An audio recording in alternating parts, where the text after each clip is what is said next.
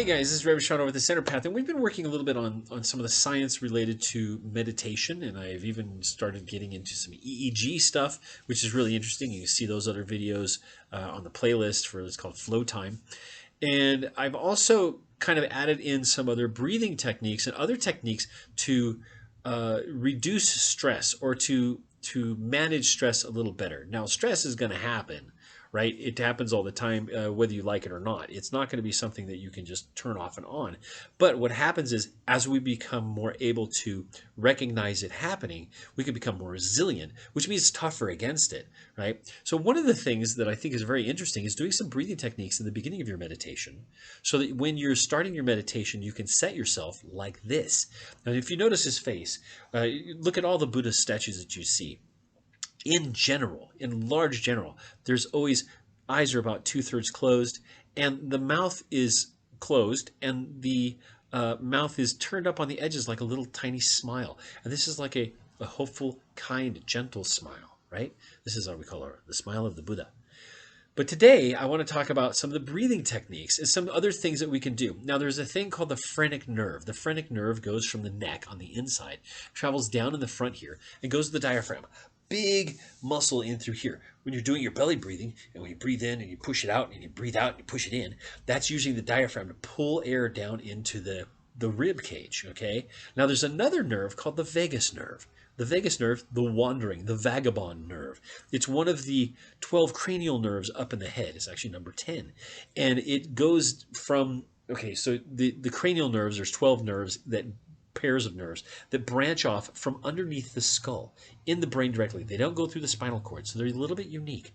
Starting number 1 up here, the olfactory, and then we go back in through here and back through here. You can have 10, 11, and 12. Okay, number 10, vagus nerve, travels down the SCM underneath here, pokes out in here and in here. It's a weird little nerve that has a lot of accessory points. Now you can actually do some acupressure in the ear for a place called Shen Men. I use it with acupuncture pellets or acupuncture needles, and it really calms everything down. It's a very good one to do. The other ones are right up in through here. This is also kidney lung area too, for the adrenals, and the lung meridians kind of begin and end in these areas, so you can kind of work on those and loosen these kind of things up. That'll give you a little bit freer breath. Now, polyvagal theory, which means many vaguses, I don't understand why. I've read through a lot of it. I like it. It's very interesting. It has to do with interaction and community, and it has to do with your social interaction and how you feel and how you get that gut feeling or that anxiety in your chest. That all has to do with the vagus nerve. Really cool nerve, attaches to everything. It's kind of considered almost like the conduit of the second brain to talk to this brain, okay? All of this stuff in here, as it changes, it'll talk to this up here. And then we have to make decisions, and they communicate with each other. Now, so there's a polyvagal technique. Really, it's a phrenic nerve and vagus nerve stretch. Like it's a flossing idea. Nerve flossing is kind of a newer technique where you stretch the tissues around the nerve, and then it relaxes and loosens and is able to conduct its information better. It's kind of like having a kink in your hose if you're watering your garden. If you stretch it all out and get it opened up and untwist it and everything, it works better. You get better flow, right? If you've ever watered and you have a little bit of kink or it's twisted, it kind of guggles out. It doesn't come out straight like it should.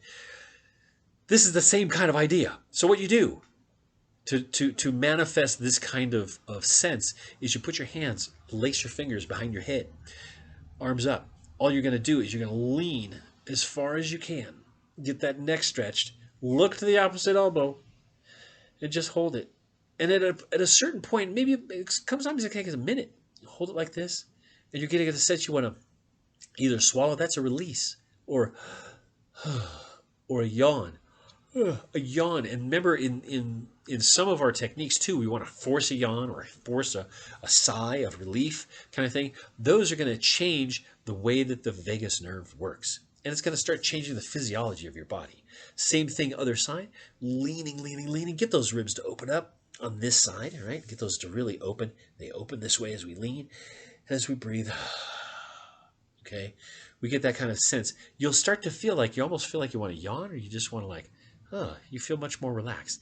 It's a really interesting way to head off a panic attack if you know it's coming. Panic attacks kind of come, but you get a little bit of a sense it's kind of coming. You can do these kind of techniques. Now, Now, there's other techniques, parts to it as well. I'd encourage you to look those up if you like them, if you dig them. I dig some. I don't dig some of the other ones. I have a whole list of steps to do when you're going through getting into a panic attack or working with stress in this kind of situation. That has to do with the Valsalva maneuver, which you'd have to watch that video. You'd have to watch the video on forced yawning and taking a respiratory breath and closing your eyes and all of these different things to get your brain waves to do what you want them to do.